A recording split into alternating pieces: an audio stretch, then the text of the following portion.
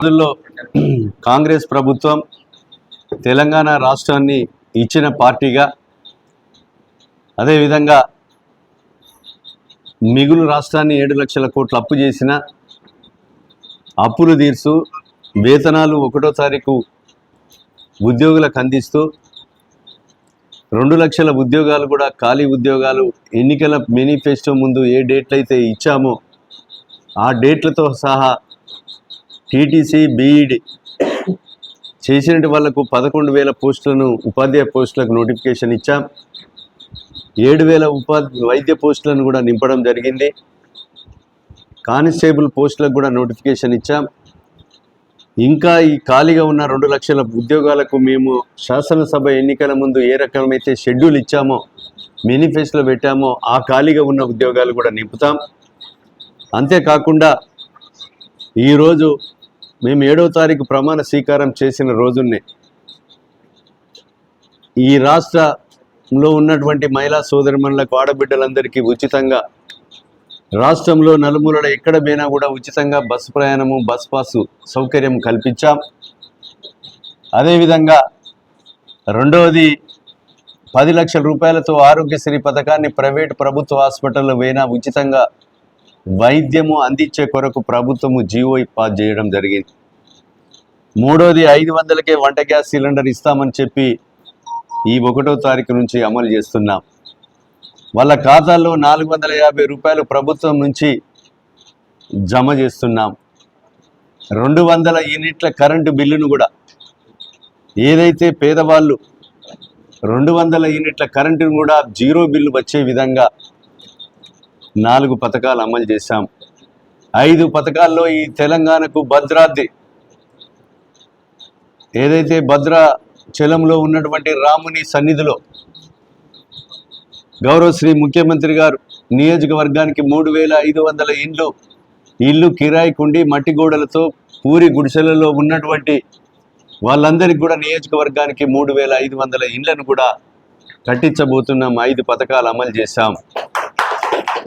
ఇవి అన్ని కూడా నిస్వార్థంగా పేదవాని కడుపు తిని బువ్వ తిన్న తర్వాతనే పేదవానికి ఈ పథకాలు న్యాయం చేసేంత వరకు ఈ ప్రభుత్వం హార్నిశలు కృషి చేస్తుంది, పనిచేయడం కూడా జరుగుతుందని మీకు ఈ సందర్భంగా తెలియజేస్తూ, భూపాలపల్లి నియోజకవర్గ ఓటర్లు, ప్రజలు పార్టీలకు అతీతంగా కాంగ్రెస్ ప్రభుత్వాన్ని దీవించమని విజ్ఞప్తి చేస్తున్నాం. అవినీతి లేకుండా, 1 రూపాయి లంచం లేకుండా భూములు రైతులు దున్నుకునేటువంటి భూములకు కూడా పట్టాపాస్ పుస్తకాలు ఇప్పించి రైతు బంధు, రైతు బీమా, పంట రుణం కల్పిస్తాం. ఈ ఎన్నికల కోడ్ వల్ల కొన్ని మాటలు చెప్పలేకపోతున్నాం. నియమ నిబంధనలు ఉన్నాయి కనుక మేము ఇచ్చినటువంటి 6 గ్యారంటీ పథకాలలో ఒకటి 2,500 రూపాయలు కూడా మా మహిళా సోదరిమణుల కుటుంబ పోషణకు కూడా అందిస్తాం. రాబోయే రోజుల్లో 2,000 పెన్షన్ 4,000కు అందిస్తాం. అదేవిధంగా రాబోయేటువంటి రోజుల్లో రాహుల్ గాంధీ ప్రధానమంత్రి అయిన వెంటనే 2 లక్షల పంట రుణం మాఫీ చేసి పోడు భూములు, ప్రభుత్వ భూములు ఖరీదు కట్టి కొనుక్కున్న భూములందరికీ కూడా హక్కులు కల్పించి ప్రభుత్వ పథకాలు రైతుకు అందజేస్తాం. కనుక ఈ విషయాలన్నీ కూడా గమనించవలసినటువంటి అవసరం ఉన్నది. పార్టీలకు అతీతంగా శాంపేట మండలం, భూపాలపల్లి నియోజకవర్గ ప్రజలు రాబోయేటువంటి రోజుల్లో ఎన్నికల్లో, పార్లమెంట్ ఎన్నికల్లో కాంగ్రెస్ ప్రభుత్వాన్ని దీవించి మంచి మెజారిటీని ఇచ్చి మాకు ప్రోత్సాహాన్ని అందించండి. నిజాయితీగా పనిచేస్తాం. మీ శాసనసభ్యునిగా, పాలకుడిగా కాకుండా మీ సేవకుడిగా కార్మిక సమస్యలు, నియోజకవర్గ సమస్యలు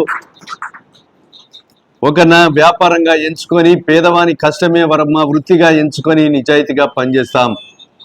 ఎక్కడ అరమెరక లేకుండా మా కార్యకర్తలు కూడా నిజాయితీగా పనిచేస్తారు. ఎలాంటి ఆరోపణలు వచ్చినా అధికారుల మీద కానీ, మా కార్యకర్తల మీద కానీ దాన్ని తుడుచుకుంటాం. మీరిచ్చిన సూచనలు, ప్రజలు ఇచ్చినటువంటి గౌరవాన్ని నిలుపుకుంటాం.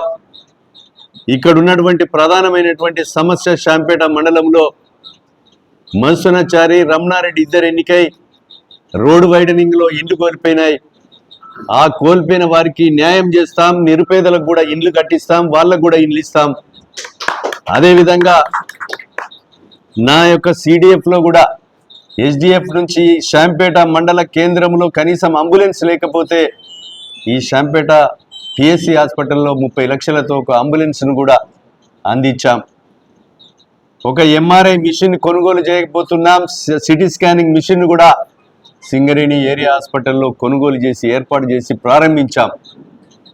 పేదల వైద్యం కొరకు కానీ పేదల కొరకు విద్య కొరకు కానీ అన్ని రకాలుగా 2.5 కోట్లతో ఎస్డిఎఫ్ నుంచి ప్రతి హాస్టల్లో ఉన్నటువంటి సమస్యలు కానీ వాళ్లకు కోర్టు గ్రౌండ్ కానీ ప్లే గ్రౌండ్ కానీ అదేవిధంగా శానిటేషన్ కానీ ఇతర వస్తువులకు కూడా మనము మంజూరు చేశాం. రాబోయేటువంటి రోజుల్లో కూడా 100 రోజుల్లో సుమారు 50 లక్షల రూపాయల 50 కోట్ల విలువ చేసేటువంటి రోడ్లు అయితేనేమి, అదేవిధంగా ఈ నియోజకవర్గంలో అవసరం ఉన్నటువంటి ఫ్లడ్లో కొట్టుకుపోయినటువంటి 124 చెరువులకు శాశ్వత మరమ్మతులు అయితేనేమి, అదేవిధంగా వరదలలో కొట్టుకుపోయినటువంటి రోడ్ల మరమ్మతులు కానీ, అదేవిధంగా హాస్టల్లో కిటికీలు లేక, డోర్లు లేక, ఫ్లోరింగ్ లేక, ప్లే గ్రౌండ్ లేక, బాత్రూములు లేక 12 సంవత్సరాల నుంచి ఇబ్బంది పడుతున్న పరిస్థితుల్లో వాళ్ళన్నిటి కూడా ఈ నియోజకవర్గంలో మరి విద్య కొరకు చదువుకునే పిల్లల కొరకు 2.5 కోట్లు మనకు ఎస్డిఎఫ్లో కూడా మంజూరు చేసి ఇచ్చాం. రాబోయేటువంటి రోజుల్లో విద్య కొరకు వైద్యం కొరకు ఈ నియోజకవర్గంలో ఉన్నటువంటి ఖనిజ సంపద ద్వారా సిఎస్సి సిఎస్ఆర్ డిఎంఎఫ్టి ద్వారా వచ్చే నిధుల ద్వారా మేము ఈ నియోజకవర్గంలో ఖర్చు పెట్టే విధంగా మౌలిక సదుపాయాలు, సైడ్ డ్రైన్లు, రోడ్లు, కుంటలు, చెరువులు, విద్య, వైద్యము ఉపయోగపడేటువంటి మరి అన్ని పరికరాలను అన్ని యొక్క వసతులను కల్పిస్తామని సందర్భంగా మేము తెలియజేస్తున్నాం. గౌరవ శ్రీ ముఖ్యమంత్రి గారికి సంబంధించిన మంత్రులకు చెప్పి 2 పంటలు వానకాలం వేసంగి పోయింది, మా 124 చెరువులు మంజూరు ఇవ్వాలని మంజూరు తెచ్చాం. అవన్నీ కూడా టెండర్లు పిలిపించాం. ఈ వానకాలం పంట వరకు శాశ్వత మరమ్మతులు కూడా చేయిస్తామని సందర్భంగా తెలియజేస్తూ, శాంపేట మండలంలో ఉన్నటువంటి మీరు నాకు మంచి మెజార్టీని ఇచ్చారు. ఇంకా దాన్ని రెట్టింపుగా మెజార్టీని ఇస్తే ఇక్కడ స్థానిక మండల నాయకత్వానికి, గ్రామ నాయకత్వానికి, ఈ మండల ప్రజలకు నేను మనస్ఫూర్తిగా ధన్యవాదాలు తెలియజేస్తున్నాం.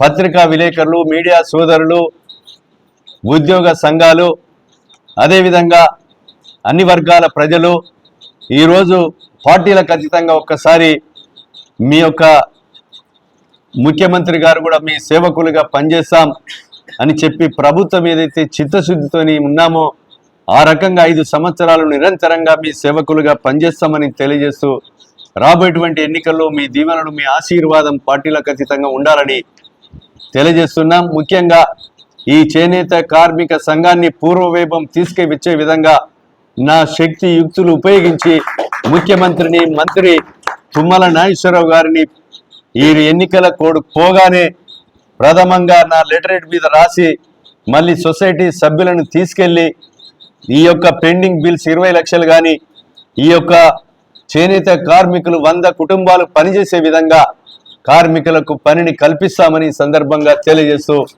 మరి మీ అందరికి కూడా ధన్యవాదాలు, నమస్కారాలు, కృతజ్ఞతలు తెలియజేస్తూ ముగిస్తున్నాం.